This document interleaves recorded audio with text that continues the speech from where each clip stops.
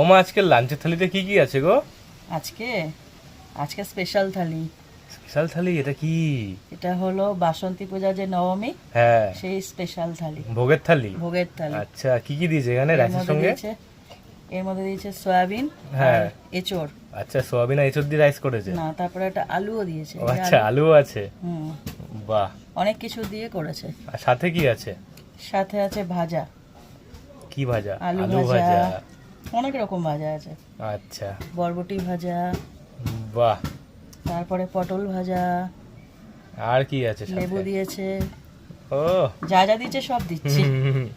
কিছু বাদ নেই বেশ। আলুর দম, বড় একটা আলু, হ্যাঁ, আলুর দমটা কি দারুণ দেখতে হয়েছে। আর সাথে কি আছে? সাথে আছে পায়েস। পায়েস, বাহ। আরো কিছু আছে? হ্যাঁ, পায়েস হলে চাটনি তো থাকবে ভোগের থালিতে, আমি জানি। চাটনি, টমেটোর বাহ। চাটনি। টমেটোর চাটনি। বাহ, কি দারুণ থালি হয়েছে আজকে বেশ।